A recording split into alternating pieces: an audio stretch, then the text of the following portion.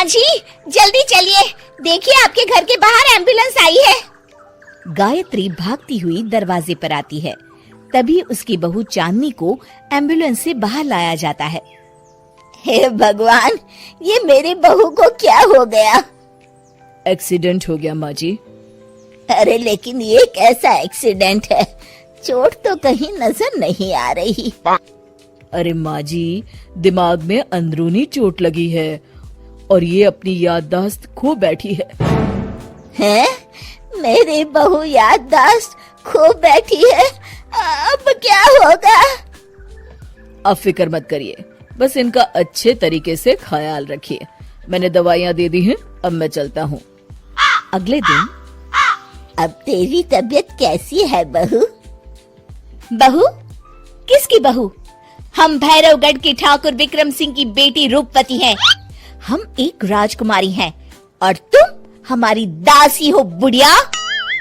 अरे बेटा विशाल, बहू कैसी बहकी बातें कर रही है। अरे कुछ मत पूछो माँ, रात को मुझसे अपने पैर दबा रही थी।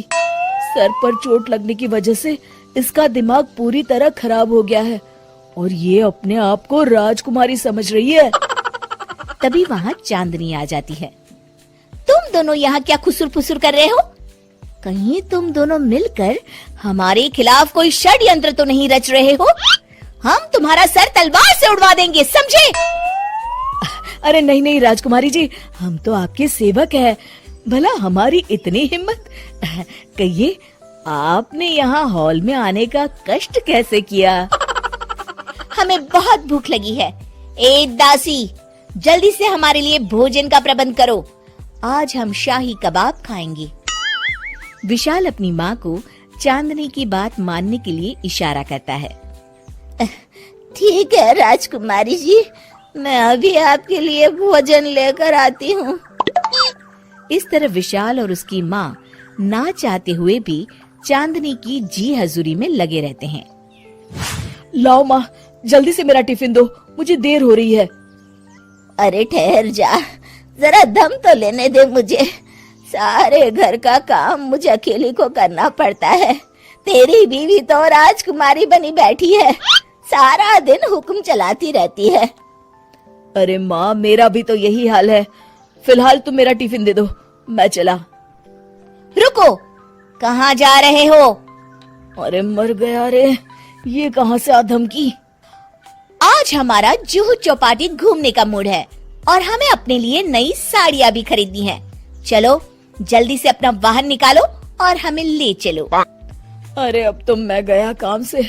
अगर आज मैं वक्त पे ऑफिस नहीं पहुँचा तो मेरा बॉस मुझे नौकरी से निकाल देगा। मरता क्या न करता। आखिरकार विशाल चांदनी को घुमाने ले जाता है और चांदनी अपने लिए ढेर सारी शॉपिंग भी करती है। ए दासी, टीवी पर कपिल शर्मा के आने का समय हो गया है, जल्दी से टीवी शुरू करो। अरे वाह, कपिल शर्मा तुझे याद है, बाकी कुछ याद नहीं। बहू तू तो बड़ी चालू लगती है, अपने फायदे की हर चीज तुझे याद रहती है। मैं तो तेरी इस अजीब बीमारी से परेशान हो गई हूँ।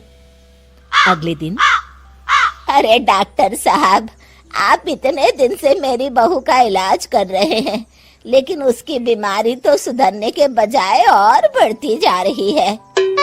अरे माँ जी, ये दिमागी बीमारी है। बेचारी की याददाश्त चली गई है, वापस आने में थोड़ा वक्त तो लगेगा ही ना। गायत्री डॉक्टर से बात कर ही रही होती है कि तभी उसकी पुरानी सहेली शीला वहाँ आ जाती है। शीला को देख अचानक डॉक्टर घबरा जाते हैं। अच्छा माँ जी, मुझे एक मरीज को अर्जेंट देखने जाना है, मैं चलता हूँ। ये कौन था?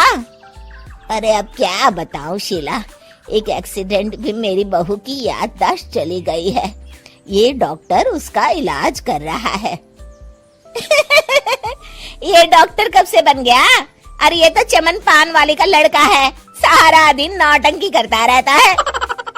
अच्छा तो ये बात है, अब मैं समझी।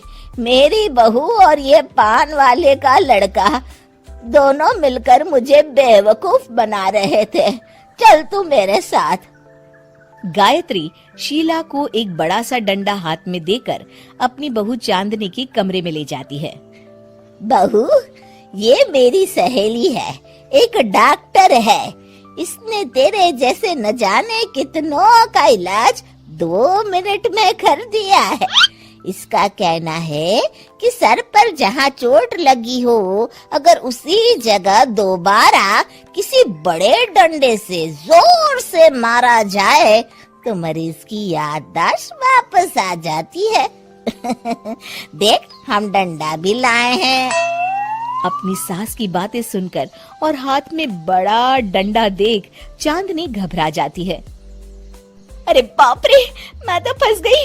इस डंडे की एक बार की वार से ही मैं तो चारों खाने चित हो जाऊंगी। अब क्या करूं, क्या करूं, क्या करूं? लेकिन गायत्री, डंडा सर पर ठीक उसी जगह लगना चाहिए जहाँ चोट लगी है। अरे तू चिंता मत कर, 2-4 बार मारूंगी तो एक बार तो सही जगह लग ही जाएगा ना। चल बहू, तैयार हो जा। अरे नहीं नहीं माँ जी, मुझे मत मारिए। दरअसल घर के काम करने से बचने के लिए मैंने ये सब नाटक किया था। मुझे माफ कर दीजिए, मैं कान पकड़ती हूँ। दोबारा ऐसी गलती कभी नहीं करूंगी।